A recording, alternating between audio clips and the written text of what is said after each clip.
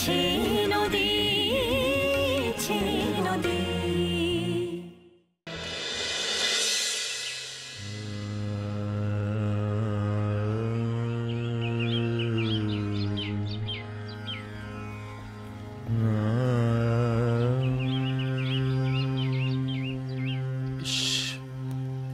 উনি রেওয়াজ করছেন, এই সময় যেতেও তো বিরক্ত করতে খারাপ লাগছে।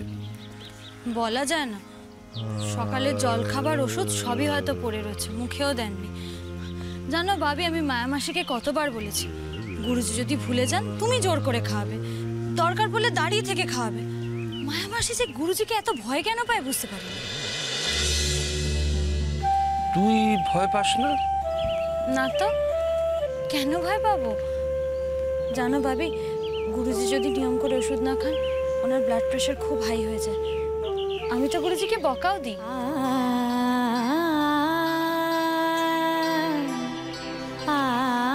এসো ভাবি।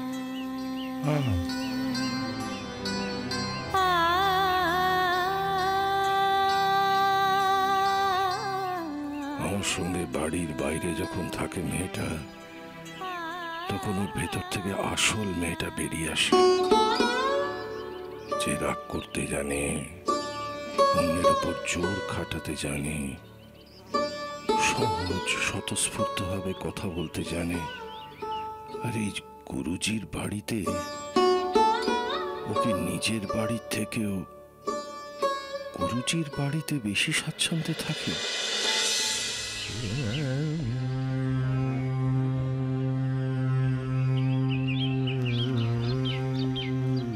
ভাবি বলছি কি, এখন আমরা এখানে একটু দাঁড়াই, উনি রেওয়াজ করছেন তো, থামলে ভেতরে যাব।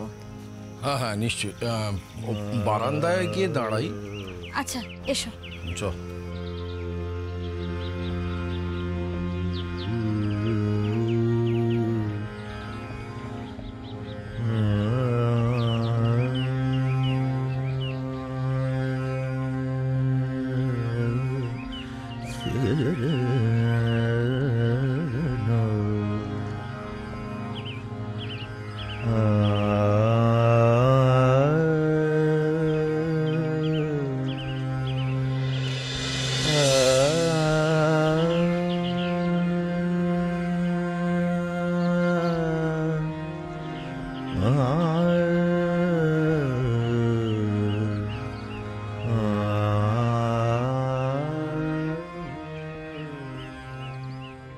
আচ্ছা মা,